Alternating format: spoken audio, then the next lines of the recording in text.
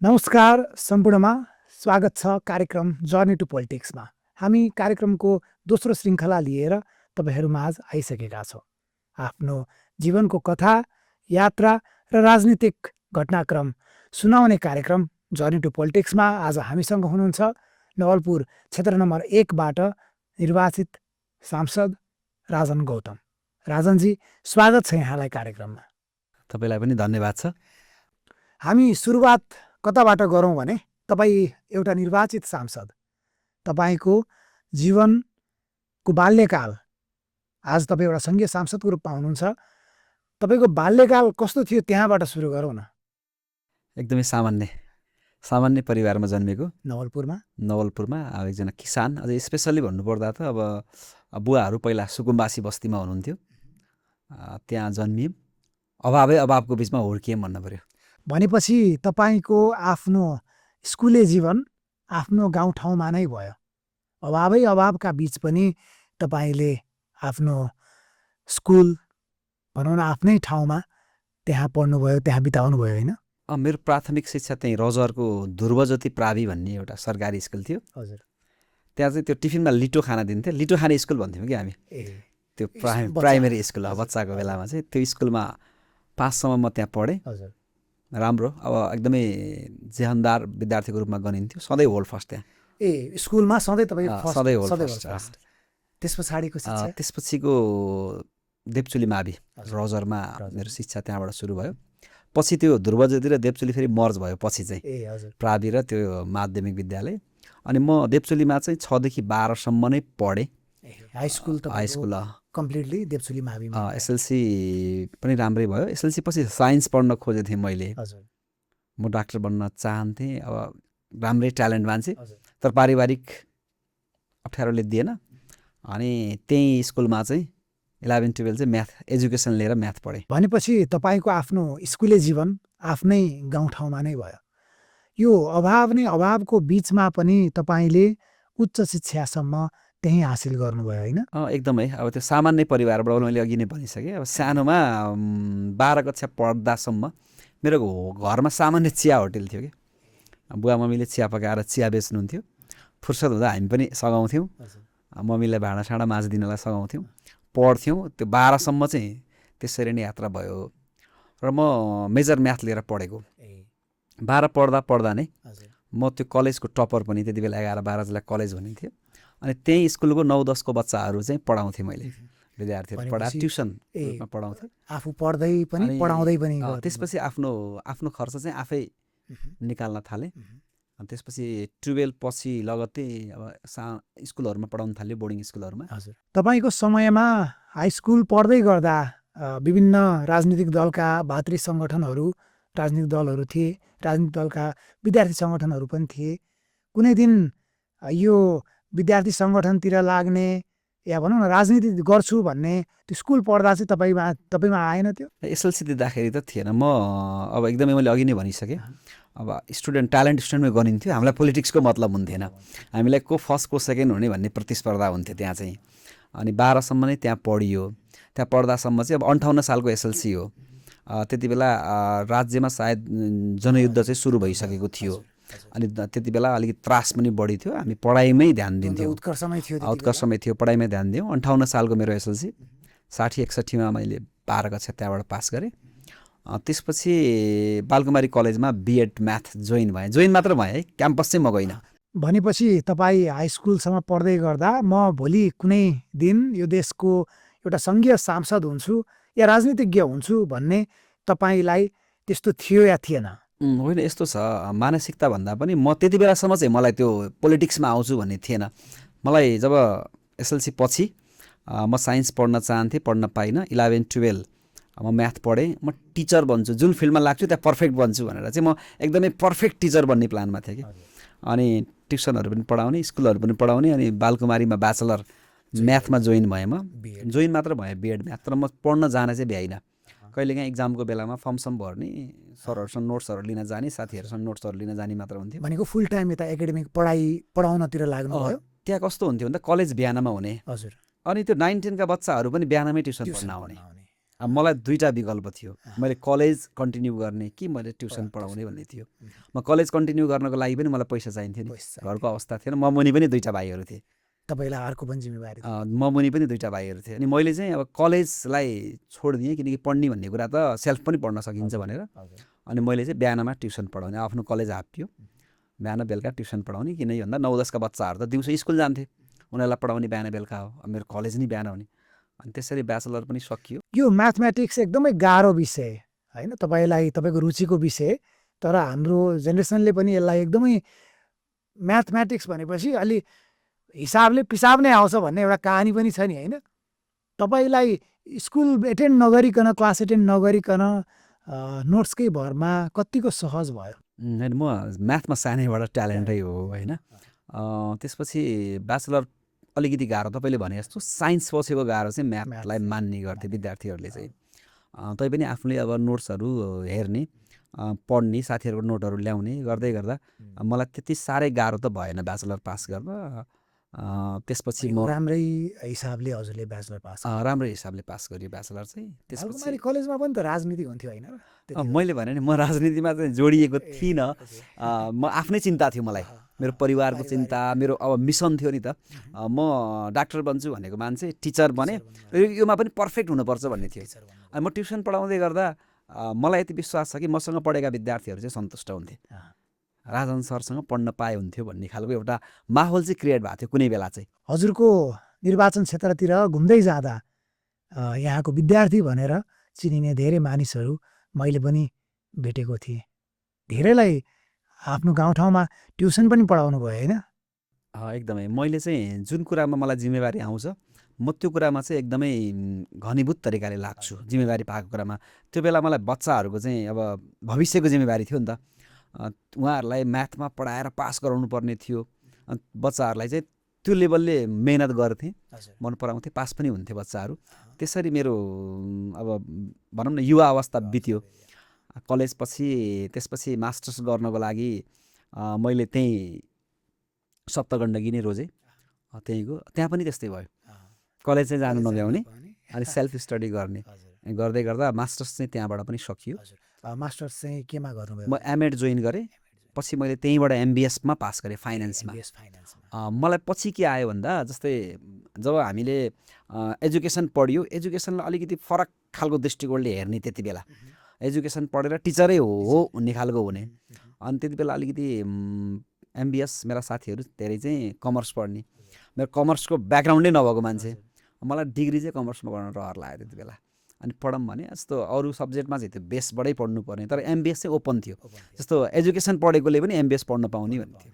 अनि मैले त्यति बेला चाहिँ एमबिएस जोइन गरेँ फर्स्ट इयरमा। अब कमन सब्जेक्ट हुन्थ्यो, फर्स्ट इयर जोइन गरेँ। त्यसपछि अब त्यही त हो कथा व्यथा, इक्जाम दिन मात्र जाने। म्याथमेटिक्सको ब्याकग्राउन्ड एउटा भएको अनि फाइनेन्समा सिफ्ट हुँदाखेरि कतिको गाह्रो अप्ठ्यारो भयो हजुरलाई? होइन, ज्ञानलाई सिफ्ट गर्ने हो, त्यो त्यति गाह्रो चाहिँ मलाई भएन। म्याथमेटिकलै कुरा हो, फेरि एकाउन्ट भनेको पनि फाइनेन्स भनेको पनि म्याथमेटिकलै कुरा त हो नि, नलेजलाई चाहिँ त्यहाँ कन्भर्ट गर्ने मात्र कुरा हो। मलाई त्यति गाह्रो भएन। सेकेन्ड इयरमा चाहिँ के रोज्ने भन्ने थियो, त्यहाँ एकाउन्ट, फाइनेन्स र मार्केटिङ भन्ने 3टा विषय हुन्थ्यो। अनि त्यसमा चाहिँ मैले फाइनेन्सलाई नै रोजेँ। अनि त्यहाँ पनि म राम्रै पास गरेँ। त्यसपछि मैले फाइनेन्सको पनि ट्युसन पढाउन थालेँ, म्याथ र फाइनेन्स दुइटै पढाउँथेँ। जागिरतिर मास्टर्स पछाडि कतै आफू इन्भल्भ हुने, किनभने एमबिएस फाइनेन्स त्यति बेला एउटा राम्रै एउटा रिकग्नाइज्ड प्रोफेसन हुन्थ्यो? हो, त्यो राम्रै थियो त्यति बेला। अनि मैले यो मेरो क्वालिफिकेसनको पाटो जोडेँ। म त्यो एमबिएस सकेर आएपछि म ट्युसन त मेरो छँदै थियो, बिहान बेलुका पढाउने। त्यो त तपाईँको एसएलसी दिएदेखि नै थियो। म 11 पढ्दा 10 को साथीलाई पढाउँथेँ, 12 पढ्दा त झन् भइहाल्यो। अनि म जब मास्टर्स भ्याएँ त्यति बेलासम्म त्यो आफ्नो ट्युसन कोचिङ त चलि नै रहेको थियो। त्यो बिचमा मैले विभिन्न स्कुलहरू पढाएँ, प्राइभेट बोर्डिङहरू चलाएँ, बोर्डिङको प्रिन्सिपल पनि भएर चलाएँ, कुनै ठाउँमा +2 को चाहिँ म एचओडी पनि भएर चलाएँ। त्यसरी नै दिनहरू बितिरहेको थियो। अनि एउटा स्कुलमा लगानी पनि गरियो, प्राइभेट स्कुलमा चाहिँ। अनि त्यसरी दिनहरू अगाडि बढ्दै जाँदा म 69मा म देवचुली कलेज, त्यहाँको पब्लिक कलेज छ, 69मा म त्यहाँ एज अ लेक्चरको रूपमा एउटा फाइनेन्स विषय पढाउन छिरेँ। 69-70 भयो। अनि त्यहाँ कोइन्सिडेन्टली 71मा चाहिँ त्यहाँको क्याम्पस प्रमुखले छोड्नुभयो, उहाँ सरुवा भएर अन्त जानुभयो, क्याम्पस प्रमुख खाली रह्यो। म त्यति बेला जम्मा 28 वर्षको थिएँ। मलाई क्याम्पसको अनुभव पनि त्यति थिएन, एउटा पिरियड पढाइरहेको, अनि क्याम्पस प्रमुख खाली भएपछि त्यहाँको व्यवस्थापन समितिले विज्ञापन गर्यो। विज्ञापन गरेपछि उहाँहरूले अब क्याम्पस प्रमुख चाहियो एउटा सामुदायिक क्याम्पसको भन्ने कुरा भयो। त्यहाँ विज्ञापनमा मैले पनि इच्छा व्यक्त गरेँ, यो क्याम्पस प्रमुख बन्नलाई क्राइटेरिया के चाहिन्छ भनेर चाहिँ मैले सोद्धा मलाई मिल्ने क्राइटेरियाहरू त्यहाँ पाएँ। अनि मैले एप्लाई गरेँ। के साथीहरूले होइन अब पुरानो सरहरू हुनुहुन्छ, तपाईँ त भर्खरै 28 वर्ष त हुनुभएको छ, यो अहिले रहर गर्ने बेला होइन, यो अलिकति 50 कटेसी रहर गर्ने, यो चाहिँ यो क्याम्पस प्रमुख भन्ने भन्नुभयो। तर मैले होइन विचार गरौँ न के भएर, मैले पनि विभिन्न सङ्घ संस्थाहरू लिडिङ गरेर आइरहेको छु, मलाई एकचोटि क्याम्पस चलाउने चाहिँ अवसर दिनुहोस् भने 5 जना साथीहरूको भयो। पछि चाहिँ त्यहाँको केही सिनियर साथीहरूले चाहिँ मेरो अग्रजहरूले चाहिँ यतिको युवाले चाहिँ आर्ट गरेको छ, त्यो युवालाई प्रोत्साहन गर्ने, त्यो मेरो निर्वाचन क्षेत्रबाट अहिले मेरो पोलिटिकल्ली मत आउनुमा अहिलेको मात्र माहौल होइन कि, त्यति बेलादेखि नै त्यो समाजले चाहिँ म प्रति एउटा जुन देखाएको थियो सद्भाव 71 सालमा, जब कि यो पार्टी त 79 सालमा खुलेको त हो, 71 सालमा मलाई त्यहाँको समाजले यतिको गर्छु भनेको युवालाई चाहिँ एक्चुअली विचार गरौँ भन्ने भयो। र मलाई मभन्दा सिनियर सबैले छोडिदिनु भयो ल युवालाई दिने भनेर। अन्तिममा एकजना साथीले चाहिँ छोड्न मान्नु भएन, अन्तिमसम्म उहाँ लाग्नुभयो, लिखित भयो, इन्टरभ्यू भयो, सबै भयो। फाइनल्ली चाहिँ म सेलेक्ट भएँ भनौँ त्यहाँ एज अ क्याम्पसको रूपमा चाहिँ। म 79मा चाहिँ म सेलेक्सन भयो, जति बेला म 28 वर्षको मात्र थिएँ। 71मा यस हजुर। तपाईँको एसएलसी पछि सुरु भएको एउटा एकाडेमिक यात्रा एउटा क्याम्पस प्रमुखसम्म पुग्यो। म 79 सालसम्म क्याम्पस प्रमुख नै रहेँ। म यो 71 देखि 79 सालसम्म जति बेला रासोपा खुल्यो, रासोपाको उम्मेदवार भएँ। तपाईँलाई पनि थाहा छ त्यो कुरा, म 79 नै रासोपाको उम्मेदवार हो। तपाईँ एउटा पूर्ण रूपमा एउटा एकाडेमिक प्रोफेसनमा इन्भल्भ भएको मान्छे, पढ्ने पढाउने अध्ययन अध्यापनमै तपाईँ व्यस्त हुनुहुन्छ। त्यो ठ्याक्कै टर्निङ पोइन्ट चाहिँ कहाँदेखि आयो कि अब चाहिँ अब होइन अब राजनीति गर्ने भन्ने चाहिँ त्यो टर्निङ पोइन्ट सुनाउ न। त यो मान्छे जन्मिसकेपछि, विचारको विकास भइसकेपछि, चेतनाको स्तर बढिसकेपछि ऊ पोलिटिक्सबाट चाहिँ टाढा हुँदैन। कुनै पोलिटिकल पार्टीमा लाएर पद लिनु, चुनावमा लड्नु एउटा पाटो रहेछ। तर हामी एउटा पढे लेखेको शिक्षित युवा पोलिटिकली रूपमा चाहिँ हामी चाहिँ सचेत नै थियौँ। जस्तो मेरो पुस्ता जहाँसम्म लाग्छ, मेरो पुस्ताले सबैभन्दा पहिलोपटक 64 सालमा भोट हालेको, 64 को संविधान सभाको चुनावमा हामीले मत हालेका हौँ। मत हाल्ने मान्छे जोसुकैलाई पनि अलिकति राजनीतिक चेतना त हुन्छ। म एउटा भोटरको रूपमा राजनीतिक चेतना मैले लिएर बसेको थिएँ। 64, 70, 74मा हामीले भोट हाल्यो, सबै कुरा देखियो। 3 पटक त अरूलाई भोट हालियो। 64मा भोट हालियो, 70मा भोट हालियो, 74मा भोट हालियो। भोट हाल्यो एज अ भोटर भइयो र यो परिवर्तनलाई स्वीकार्दै पनि भोट हालियो। तर 3-3टा पटक भोट हाल्दै गर्दा यो देशको पोलिटिक्स नजिकबाट हेरिरहँदा र म यो 71 सालदेखि 79 सालसम्म क्याम्पस प्रमुख चलाइरहँदा, क्याम्पस प्रमुख भन्ने बित्तिकै त्यहाँ त सर्वदलीय समिति हुन्थ्यो, सबै दलकासँग चाहिँ सहकार्य गरेर चाहिँ हामी अगाडि बढ्नु पर्थ्यो। अनि मलाई चाहिँ यो देशको मूल नीति भनेको राजनीति हो। यो राजनीति चाहिँ अलि धमिलै भयो, यो राजनीति अलि फोहोरै भयो भनेर म एकदम सोचिरहेको हुन्थेँ कि म कसरी नयाँ गर्ने। भोट त हालियो तर पनि सधैँ हाम्रो भोट खेर गयो जस्तो हुने, म केही नयाँ गर्न चाहन्थेँ। म सँगसँगै म जेसिस युवाहरूको एउटा अन्तर्राष्ट्रिय संस्था जेसिसमा पनि आबद्ध थिएँ। म 2015देखि जेसिसमा लागेँ। रजर जेसिस मेरो चाहिँ शाखा भनौँ, त्यहाँबाट म बिलोङ्स गर्छु। त्यहाँको शाखा अध्यक्ष 20को शाखा अध्यक्ष 2020को, र म 2021को चाहिँ राष्ट्रिय उपाध्यक्ष पनि हो, निर्वाचित राष्ट्रिय उपाध्यक्ष। त्यति बेला नै चुनाव लडेर निर्वाचित भएको। अनि केही चाहिँ हुनपर्छ, चेन्ज हुनपर्छ भनेर लागिरहेको। त्यति बेला 20मा कोभिड पनि आयो। कोभिडमा थुप्रै मान्छेहरूले ज्यान गुमाए, हाम्रै साथीभाइ छिमेकहरूले पनि थुप्रैले ज्यान गुमाए। त्यहाँ पनि एउटा सोसल सेक्टरमा रहेर काम चाहिँ गरियो। राजनीतिक रूपमा भनौँ न, राजनीतिक रूपमा समाजमा परिचित नभए पनि एउटा सामाजिक रूपमा आफूलाई एक त एउटा आफ्नो अध्ययन अध्यापन पनि एउटा त्यो सामाजिक बाटो नै हो। त्यो सँगसँगै जेसिस लगायतका अन्य पनि सामाजिक सङ्घ संस्थाहरू तपाईँले नेतृत्व गरिरहनु भएको मलाई जेसिसमा शाखा अध्यक्ष साथीहरूले जिताउनु भयो। अनि त्यसपछि राष्ट्रिय उपाध्यक्ष बनाउनु भयो। त्यसपछि मलाई अलिकति पोलिटिकल्ली क्लिक भयो दिमागमा चाहिँ होइन। एउटा रजरको नेतृत्व गरेँ मैले 2020मा रजरका युथहरूको होइन 1 वर्ष त्यहाँ लिडरसिपमा गरेँ। अनि 2021मा देशैभरिका युथहरूको एउटा चाहिँ नेतृत्व गर्ने मौका पाएँ होइन। मैले लिडरसिप चाहिँ गर्न सक्दो रहेछु है, केही न केही अपर्च्युनिटी पाएँ भने चाहिँ कन्फिडेन्स डेभलप गर्यो। अनि म त्यही सोसल वर्कहरू गर्ने। अनि त्यसपछि मलाई 78मा चाहिँ नेपाल सरकार युवा तथा खेलकुद मन्त्रालयले यो देशैभरिबाट 10 जना युवाहरूलाई छानेर राष्ट्रिय युवा प्रतिभा सम्मान भनेर पुरस्कार दिन्छ। त्यो प्रत्येक वर्ष दिन्छ। कतिपय युवाहरूलाई थाहा पनि नहुन सक्छ, अनि 40 भन्दा मुनिको युवाहरूलाई दिन्छ। अनि त्यहाँ एउटा सूचना आयो, मैले एप्लाई गर्थेँ, मेरो डकुमेन्टहरू सबै दिएँ। मेरो एकाडेमिक डकुमेन्टहरू, पोलिटिकली डकुमेन्टहरू, मेरो एचिभमेन्टहरू, नेसनल इन्टरनेसनल एचिभमेन्टहरू राखेपछि मलाई नेपाल सरकारले 2078मा मलाई पुरस्कार दियो। यसको राशि चाहिँ 1 लाख थियो। राष्ट्रिय युवा प्रतिभा सम्मान यो राष्ट्रपतिबाट खेलकुद मन्त्रीबाट खेलकुद मन्त्रालय अन्तर्गत दिइन्थ्यो। मैले त्यो पुरस्कार प्राप्त गरेँ। सामाजिक यात्राको लागि, तपाईँको आफ्नो एकाडेमिक यात्राको लागि थियो। हो, एकदमै 78मा त्यो चाहिँ। अनि मैले त्यति बेला नै के सोच्थेँ भन्दाखेरि होइन, यो देशमा अब यो पुरानो दलहरूले चाहिँ जनताको अपेक्षा अनुसार चाहिँ काम गरेनन्। विचार एकातिर छ, सिद्धान्त एकातिर छ, काम एकातिर छ।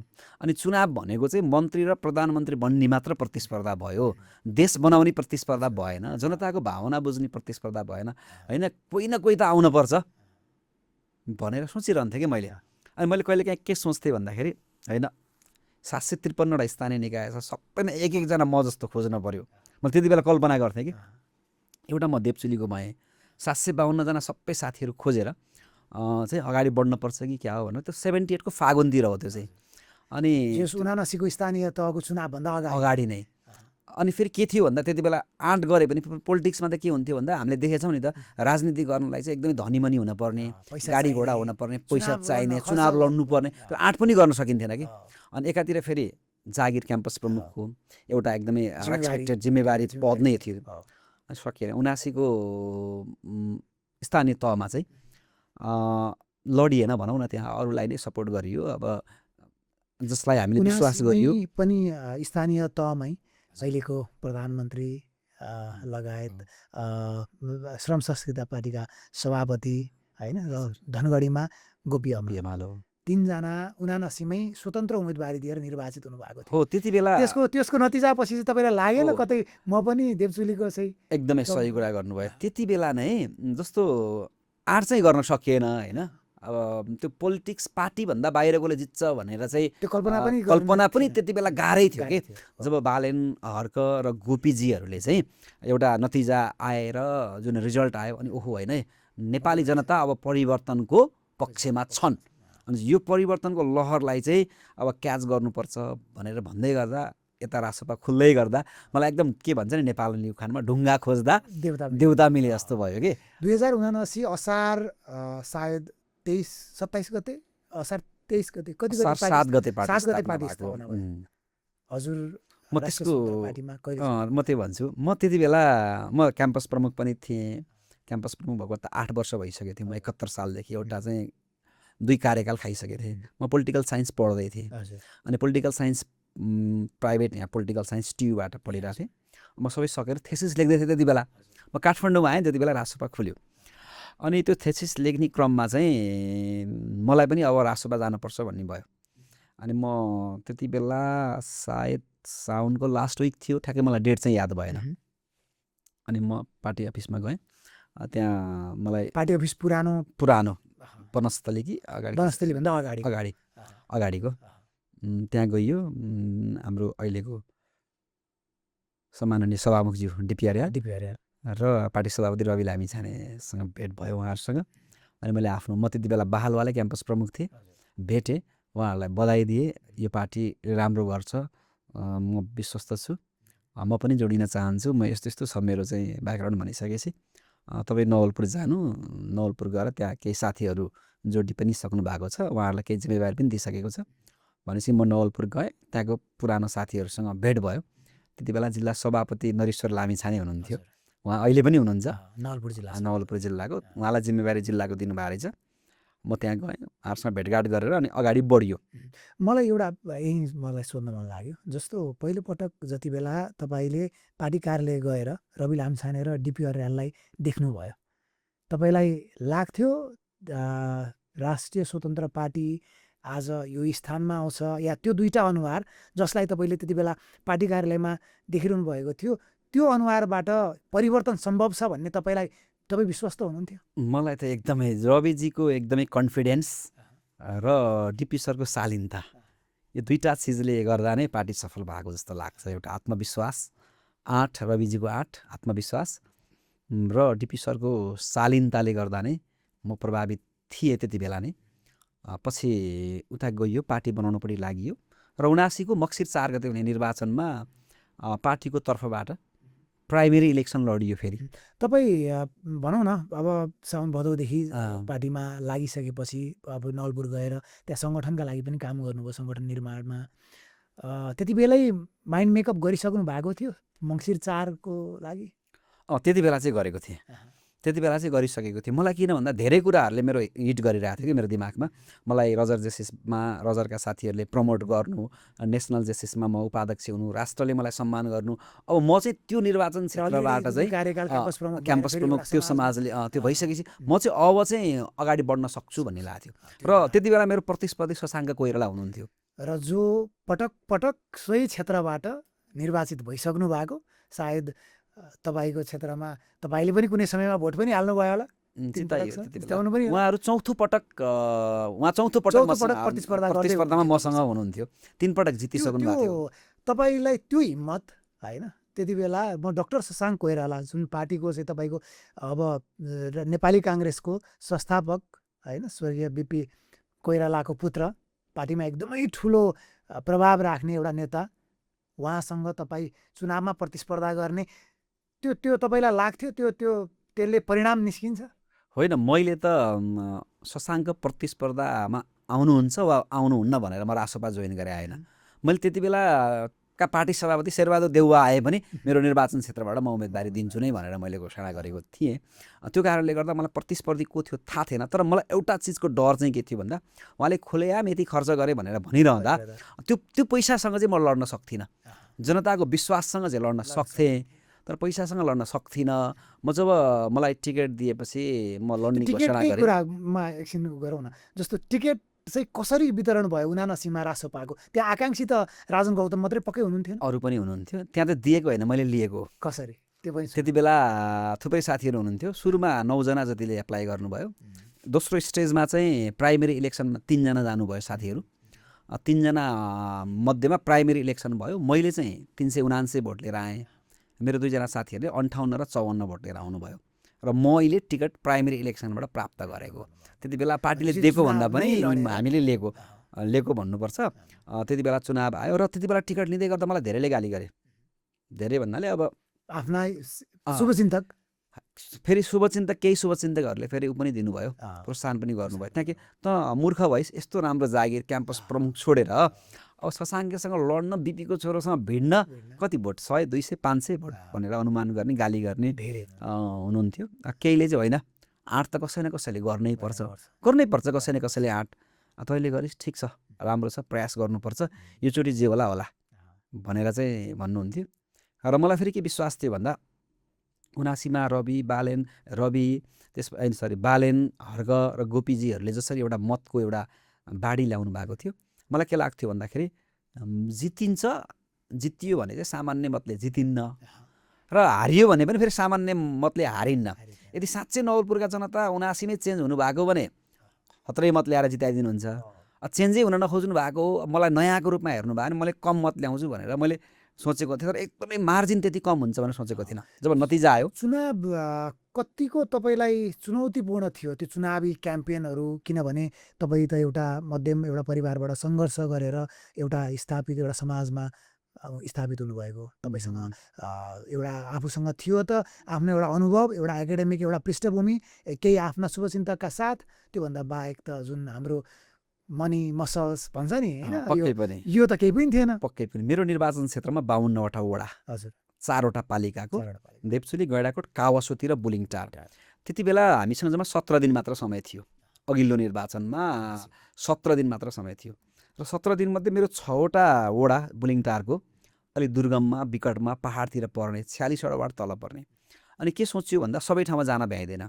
त्यहाँको एउटा वार्डमा जाँदाखेरि यहाँको त एउटा पालिका सकिने समय हुने भौगोलिक एउटा भौगोलिक हिसाबले। अनि त्यसपछि होइन पहाडको मतलाई अहिले जोखिमै लिने रिक्सै लिने तल मेहनत गर्ने, किन भन्दा तल 1,20,000 मत छ, माथि 12,000 मत छ। त्यति बेला 1,32,000 मत थियो करिब करिब। 1,20,000मा राम्रो मेहनत गरियो भने तलैबाट चुनाव जित्न सकिन्छ भनेर सोचियो, माथि गइएन। तर भइदियो के भन्दा ठ्याक्कै तलबाट जितियो चुनाव, तलको चाहिँ 46वटा वार्डबाट। तर माथिको 6वटा वार्डबाट नराम्ररी हारियो। भनेको जहाँ आफू मेहनत गर्न सकियो पुग्दै पुगिन म 79मा त। त्यति बेला मलाई जम्मा 256 मत आयो। मेरो प्रतिस्पर्धी आदरणीय डाक्टर शशाङ्क कोइरालालाई 3867 मत आयो। र त्यही डिफरेन्स नै मेरो हारको कारण बन्यो। तपाईँ एकदमै थोरै मतान्तरले त्यति बेला त्यस्तो हेभीवेट उम्मेदवारसँग हार्नु भएको। अनि जस्तो बुलिङटारकै कुरा गर्दा तपाईँलाई त्यहाँको नतिजा तपाईँ नपुगेर हो जस्तो लाग्छ, या त्यहाँ अन्य कुनै जस्तो सहरी क्षेत्रमा इन्फ्लुएन्स भएनन्, मतदाता प्रभावित भएनन्, त्यो अलिकति ग्रामीण विकट त्यहाँ अझै पनि त्यहाँको समुदायमा पनि पुगेको छु, त्यो क्षेत्रमा त्यो पालिकामा अझै पनि त्यहाँ भनौँ न 2 छाक टार्नै मुस्किल भएका समुदायहरू पनि छन्। मेहनत ज्याला मजदुरी गरेर आफ्नो जीविकोपार्जन गर्ने समुदाय पनि छन्। कतै त्यो कारण पनि हो कि? म त्यहाँको जनतालाई दोष दिन चाहदिनँ, किनकि जनता बुलिङटारको जनताहरू असाध्यै सोझा र इमान्दार हुनुहुन्छ। उहाँहरू समक्ष हामीले चेतना पुर्याउन नसकेको हो, परिवर्तनको शिक्षा हामीले त्यति बेला दिन नसकेको हो। कमजोरी मेरो पनि हो, कमजोरी हाम्रो पार्टीको पनि हो। त्यति बेला चाहिँ म बुलिङटारको जनतालाई चाहिँ दोष दिन चाहँदिनँ। पछि अहिले निर्वाचनमा राम्रो भयो। अहिले 1600 करिब मत आयो त्यहाँबाट। 250 आएको ठाउँबाट 1600 मत आयो। र म फेरि खुसी यो अर्थमा छु कि 79 को निर्वाचनमा राष्ट्रिय स्वतन्त्र पार्टीले जम्मा 131 जनालाई प्रत्यक्ष उम्मेदवार उठाएको थियो। 131 जना उम्मेदवारहरूले प्राप्त गरेको मतको हिसाबले त्यति बेला म हार्दा पनि 5औं मत ल्याएर हारेको थिएँ। आज म चुनाव जितेँ 82मा, तर जित्दा पनि म 12औं भएँ। भनेको यो जित भन्दा त कतै त्यो हारै मजा थियो हैन? होइन, यो जितलाई चाहिँ फेरि त्यसलाई कम आँक्न नि हुँदैन। म फेरि किन त्यति बेला खुसी छु भन्दा म हारेर पनि पार्टी राष्ट्रिय दल बन्यो। मलाई त्यति बेला चुनावमा प्रचार गर्न जाँदै गर्दा राष्ट्रिय दल बन्नुपर्छ भन्ने कुरा कहीँ न कहीँ क्लिक भएको थियो। म जितेँ नि र हार्नेसँग चाहिँ मतलब भन्दा पनि पार्टी सभापतिले जित्नु पर्यो र थ्रेसहोल्ड चाहिँ कट्नु पर्यो। मेरो दिमागमा चाहिँ त्यति नै थियो र यसलाई राष्ट्रिय दल बनाउनु पर्यो। एकपटक राष्ट्रिय दल बनाउन सकियो भने त अर्का निर्वाचनहरू त फेरि त्यो थ्रेसहोल्डलाई करिब 3% थ्रेसहोल्ड कटाएपछि थ्रेसहोल्ड त पुग्ने थियो, तर जनताले 79मै 11,33,000 मत राष्ट्रिय स्वतन्त्र पार्टीलाई एउटा परिवर्तनको पक्षमा दिनुभयो। त्यो तपाईँलाई लाग्थ्यो त्यत्रो मत 79मै आउँछ भनेर? त्यो अनुमान गरेका थियौँ, किनकि स्थानीय तहको जुन एउटा परिणामले गर्दा पनि त्यो अनुमान चाहिँ गर्न सकिन्थ्यो। चौथो दल भयो हामी त्यति बेला नै। नयाँ अहिले 82मै त अर्को नयाँ दल फेरि स्थापित भयो। जनताले नयाँ खोजेका छन् भन्ने कुरा त प्रमाणित भयो। 82मै आउँदै गर्दा हामी त पुरानो राष्ट्रिय दल भयो, एउटा नयाँ राष्ट्रिय दल आइसक्यो हाम्रो अगाडि। मैले तपाईँको 79को त्यो चुनावमा तपाईँको अपोजिसनमा जो उम्मेदवार हुनुहुन्थ्यो डाक्टर शशाङ्क कोइराला निर्वाचित भइसकेपछि तपाईँले चाहिँ खादामा लगाएर उहाँलाई बधाई दिनुभएको, एउटा हार्दिकता देखाउनु भएको एउटा मैले भिडियो क्लिप हेरेको थिएँ। त्यो तपाईँको अन्तरात्माबाट थियो या होइन? एकदमै म फेरि एकदमै खुल्ला हृदयको मान्छे हो। म सबै कुरा एक्सेप्ट गर्न सक्ने मान्छे हो। हार जित अभाव दबाब सबै चिज फेस गर्न सक्ने मान्छे हो। किनकि एउटा स्ट्रगल गरेर आएको मान्छेलाई सुख पनि अनुभव गरेको छु, दुःख पनि अनुभव गरेको छु, जित पनि अनुभव गरेको छु, हार पनि अनुभव गरेको छु। म हारलाई सजिलै स्वीकार्न सक्छु। वैकल्पिक राजनीतिको फेरि एउटा सुन्दर पक्ष पनि हो। मैले त्यति बेला नै मैले उहाँ परिणाम स्थलतिर घोषणा ठाउँतिर आउँदै हुनुहुन्थ्यो, म निस्किँदै थिएँ। मैले टोपी र खादा लगाइदिएर मैले उहाँलाई के भनेको थिएँ भन्दा चुनाव अगाडि तपाईँ नेपाली काङ्ग्रेसको उम्मेदवार, म राष्ट्रिय स्वतन्त्र पार्टीको उम्मेदवार, जनताले मलाई पनि मत दिए। त्यति बेला मलाई 24,305 मत जनताले दिनुभएको थियो। म यहाँबाट प्रतिनिधि सभामा जित्न सकिनँ, यो मत पनि तपाईँलाई नासोको रूपमा दिन्छु। अब मलाई मत दिने जनताको पनि तपाईँ प्रतिनिधि हो भनेर अभिभावक हो। मैले त्यति बेला नै त्यो मेरो मत उहाँलाई नासोको रूपमा दिएको थिएँ। त्यो मत र आज लिएर 3.5 वर्षमा प्रतिनिधि बन्नुभयो। 82मा तपाईँलाई मत नदिनेको पनि तपाईँ आज नासो लिएर बसिरहनु भएको छ। पक्कै पनि मैले त्यति बेला अहिले मेरा प्रतिस्पर्धी साथीहरूलाई पनि मैले विजय घोषणा भइसकेपछि मैले उहाँहरूलाई भने जनताहरूले पनि अत्याधिक मत दिएर पठाइदिनु भयो। मैले पहिला नै के भन्थेँ भन्दा अहिलेको प्रचारमा तपाईँहरू 24,305 मत चाहिँ मलाई पहिले दिनुभएको छ।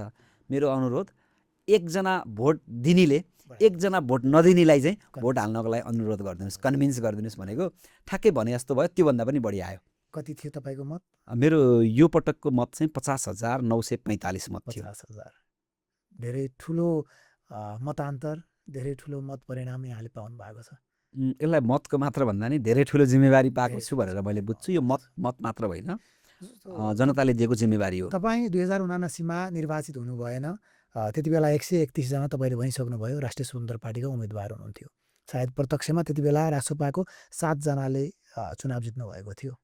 बाँकी त अझै 124 जना 124 जना त तपाईँहरू जस्ता अरू उम्मेदवार हुनुहुन्थ्यो। तर राजन गौतम सधैँ राजनीतिमै देखिनुभयो, पार्टी सङ्गठनमै लागिरहनु भयो। त्यसको चाहिँ पछाडि एउटा मोटिभेसन के थियो? अन्य उम्मेदवारहरूलाई त त्यति हामीले देख्न पाएनौँ, सुन्न पाएनौँ। मैले सुरुवातमै भने मैले जे चिज गर्छु भनेर ठान्छु त्यो चिजलाई अन्तिम निष्कर्षसम्म पुर्याउँछु। म जिम्मेवारी लिएपछि जिम्मेवारीबाट टाढा भाग्दिनँ। मलाई राष्ट्रिय स्वतन्त्र पार्टीले एउटा अवसर प्रदान गर्यो। 2079को निर्वाचनमा उम्मेदवार हुने अवसर प्रदान गर्यो। त्यसपछि म निरन्तर यो पार्टीलाई अब यो देशको पहिलो दल बनाउनुपर्छ। 79को निर्वाचनमा मेरो दिमागमा के थियो? यो दललाई राष्ट्रिय पार्टी बनाउनुपर्छ भन्ने थियो। म त्यहाँ सफल भएँ। भनेको अर्थ व्यक्तिगत रूपमा असफल भएँ होला, तर संस्थागत रूपमा म त्यहाँ सफल भएको थिएँ। र मेरो अर्को सफलताको फेरि सपना भनेको चाहिँ अर्को निर्वाचनमा यो पार्टीलाई पहिलो दल बनाउने हो भन्ने मेरो सपना थियो। म हारेर पनि त्यो सपना बोकेर हिँडिरहेको थिएँ। मलाई हारेको भन्ने कुरासँग मतलब थिएन। मैले ती 20 जना साथीहरूमा मेरो अनुहार देखिरहेको थिएँ। तपाईँ 7 प्रत्यक्ष 13 समानुपातिक सभापति हुनुहुन्थ्यो। हजुर, 13वटा जिल्ला होइन, मैले 13 जना समानुपातिक र 7 जना प्रत्यक्ष गरेर 20 जनाले जित्नुभयो। 79को मक्सिर 4को निर्वाचनमा पछि हाम्रो उपसभापति स्वर्णिम दाइ थपिएपछि 21 हुनुभएको।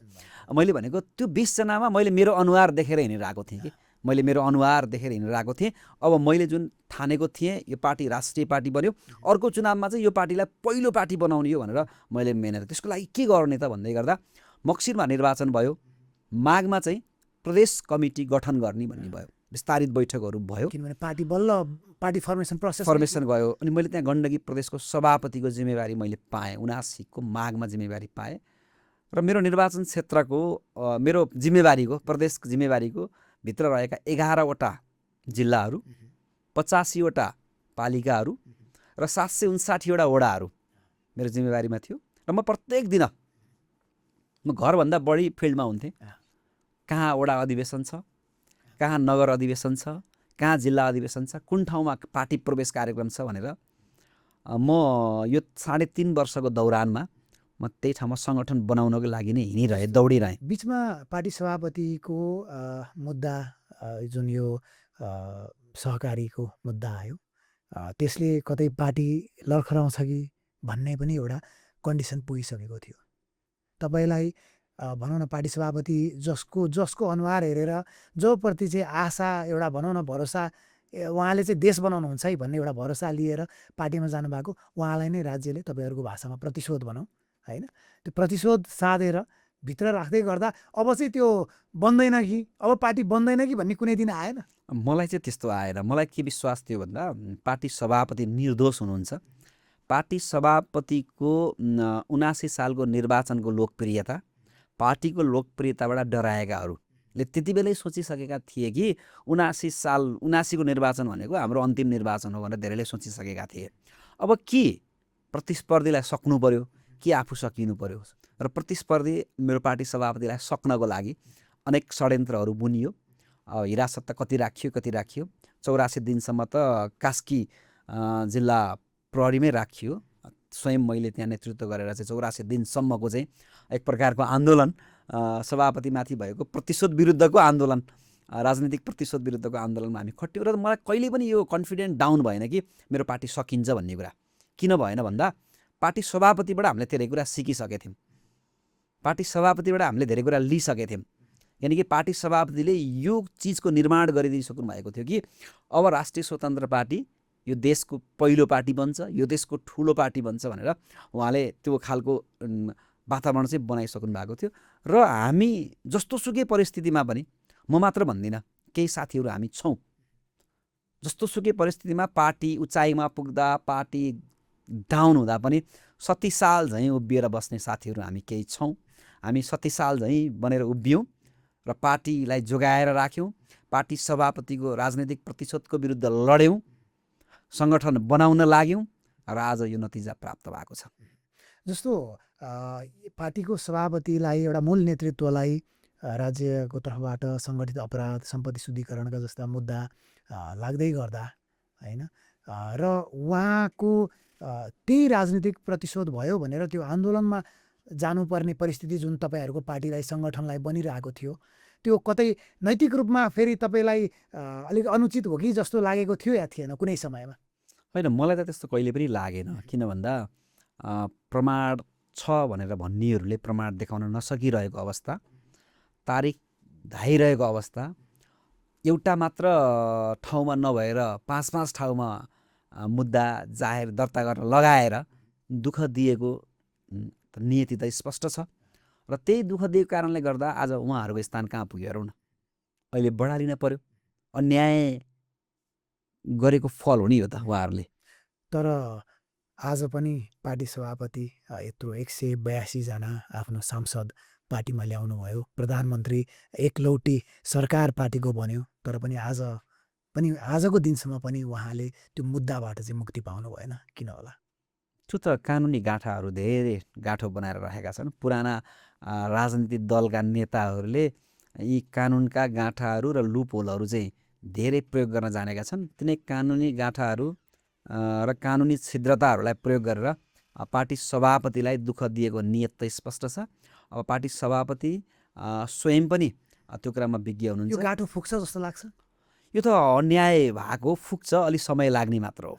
गाँठो अलिक जटिल छ, धेरैवटा गाँठो बनाएको हुनाले त्यसलाई फुकाउन समय लाग्छ। तपाईँ संसद निर्वाचित हुनुभएको, भनौँ न गएको निर्वाचन 2082 को निर्वाचन, संसद निर्वाचित भए पछाडिका तपाईँका दिनचर्या चाहिँ कस्ता छन्? होइन, हाम्रो संसद बैठक चाहिँ भइरहेको छ। आजबाट अधिवेशन अन्त्य भयो। संसदमा आउने केही विधेयकहरू हामीले पास गऱ्यौँ, केही अध्यादेशहरू हामीले पास गऱ्यौँ, तिनै हो। अब अहिले चाहिँ अब सरकार एकमन एकताको सरकार बनेको छ। अघिल्लो पटकभन्दा यो पटक सरकारको सङ्ख्या चाहिँ कम भएको छ, आकार सानो भएको छ, कामतिर लागेको छ, जनतालाई डेलिभरी गर्ने कामतिर, सुशासन गर्नेतिर काम लागेको छ। हामी त एज अ पार्लियामेन्ट मेम्बर काम गरिरहेको छौँ र हामी सबै 182 जना सांसदहरू नै एकमन एकताका साथ यो देशको लागि काम गर्ने अठोट लिएर अगाडि बढिरहेका छौँ। जस्तो तपाईँ पहिला पनि उनासीको एउटा उम्मेदवार र अहिले पनि एकदमै भारी मतान्तरले धेरै मत ल्याएर, अत्याधिक मत ल्याएर जित्नुभएको एउटा निर्वाचित सांसद, सरकार गठन हुँदै गर्दा जस्तो आज पनि 2वटा मन्त्रालय खाली थिए जुन आज मात्रै पूर्ति गर्नुभएको छ प्रधानमन्त्रीज्यूले। तपाईँ चाहिँ सरकारमा आकाङ्क्षी हुनुहुन्थेन या तपाईँ देखिनु भएन? सांसद निर्वाचित भइसकेपछि सबैजना मन्त्रीको लागि योग्य मान्छे हो र फेरि कामै गर्नलाई मन्त्री हुनुपर्छ भन्ने नि छैन। मैले त धेरै ठाउँमा भन्ने गरेको छु, हामी सबै एमपिजहरू चाहिँ पिएम हो आफ्नो निर्वाचन क्षेत्रको लागि चाहिँ। मेरो निर्वाचन क्षेत्रका जनताहरूको लागि, मेरो निर्वाचन क्षेत्रको विकास निर्माणको लागि चाहिँ म चाहिँ पिएम नै हो। तर देशको लागि चाहिँ म एमपी भएँ होला होइन। So it's MP is equal to पिएमको कन्सेप्टले चाहिँ हामीले काम गर्न सकियो भने मन्त्री नै चाहिँ बन्नुपर्छ जस्तो लाग्दैन।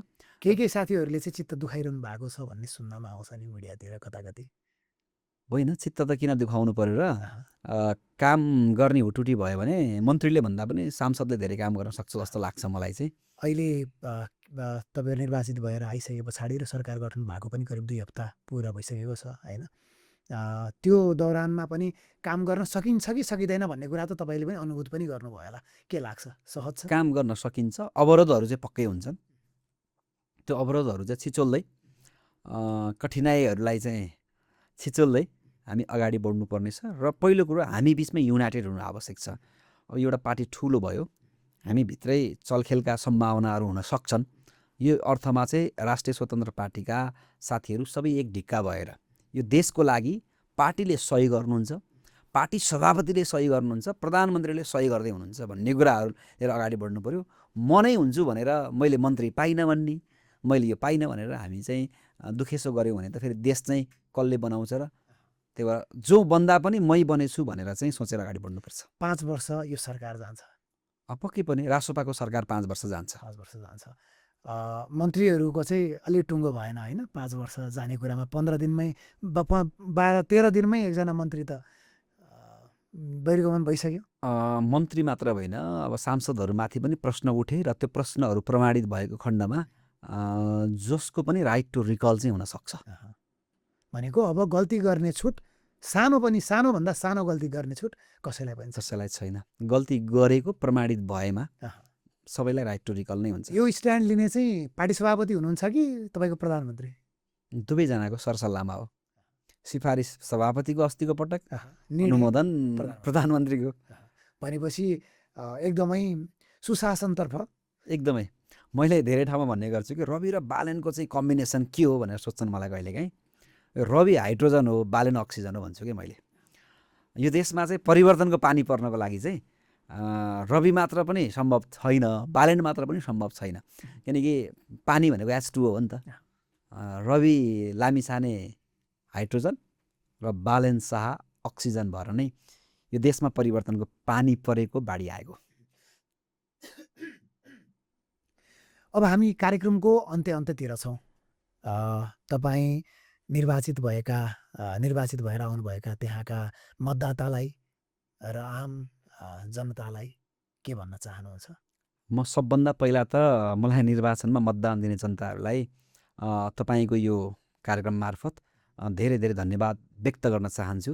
मलाई जतिले मतदान दिनुभयो र जतिले मतदान दिनु भएन, मलाई मत नदिनेहरूको पनि म प्रतिनिधि हो। तपाईँहरू कुनै पनि दकस नमानिकन मैले मेरो तर्फबाट गर्न सक्ने सहयोग चाहिँ नवलपुर 1 का जनताहरूलाई रहि नै रहन्छ र समग्रमा म नवलपुर 1 को जनताको मात्र होइन, 3 करोड नेपालीहरूको हक हितको लागि एउटा कानुन बनाउन आएको विधायिका भूमिकामा आएको सांसद हो। त्यो कारणले गर्दा सम्पूर्ण नेपालीहरूको लागि कानुन बनाउने पक्षमा चाहिँ मेरो भूमिका रहिरहन्छ र सँगसँगै विकास निर्माणमा पनि सांसदको केही न केही भूमिका चाहिँ रहन्छ नै। त्यही नै हो। नवलपुरका जनतालाई धेरै धेरै धन्यवाद व्यक्त गर्न चाहन्छु र जितेपछि काठमाडौँ गएर बस्दो रहेछ भनेर चाहिँ यो 15-20 दिनमै तपाईँहरूले नभनिदिनु होला। यो 5 वर्ष काम गर्नु छ। किनकि बैठक सञ्चालन हुँदाखेरि, सरकारका केही कामहरू हुँदाखेरि हामी काठमाडौँ बस्नुपर्ने बाध्यात्मक अवस्था पनि हुँदो रहेछ। तपाईँहरूले सङ्घीय सांसद भनेको चाहिँ तपाईँहरूले काठमाडौँ नै गएर, किनकि देशको राजधानी काठमाडौँमा छ, सांसद भवन काठमाडौँमा छ, त्यहीँ गएर यो देशको लागि नीति नियम बनाउने र तपाईँहरूका लागि बोल्ने भनेर नै मलाई काठमाडौँ पठाउनु भएको। सदन नचल्दा म नवलपुर नै हुन्छु। यो त सभापतिज्यूले निर्देशन दिइसक्नु भएको छ। हजुर, पक्कै पनि। सदन नचल्दा तपाईँहरू क्षेत्रमा जाने भन्नुभएको छ र सदन चल्दा काठमाडौँ आउँछु। तपाईँहरू ढुक्क आउनु। मेरो मानस पटलमा नवलपुरको जिम्मेवारी सधैँ मैले बोकेरै हिँडिरहेको छु। मैले भोट मात्र प्राप्त गरेको होइन, मैले जिम्मेवारी प्राप्त गरेको छु भन्ने कुरामा म सचेत छु। नवलपुरका जनताहरूलाई म के विश्वस्त दिलाउन चाहन्छु भन्दा यो 5 वर्षमा पहिलेको नवलपुर हुँदैन, केही फरक नवलपुर हुन्छ। हस्, यहाँसम्म आफ्नो व्यस्त समयका बावजुद पनि आइदिनु भयो, आफ्नो यात्रा हामीलाई सुनाउनु भयो। यहाँलाई धेरै धेरै धन्यवाद। तपाईँहरूलाई पनि धेरै धेरै धन्यवाद छ र यो कार्यक्रम हेरेर बस्नुहुने सम्पूर्ण नेपालीहरू जो देश विदेशबाट यो कार्यक्रम हेरेर बस्नुभएको छ, तपाईँहरूलाई पनि मिठो सम्झनासँगै धन्यवाद।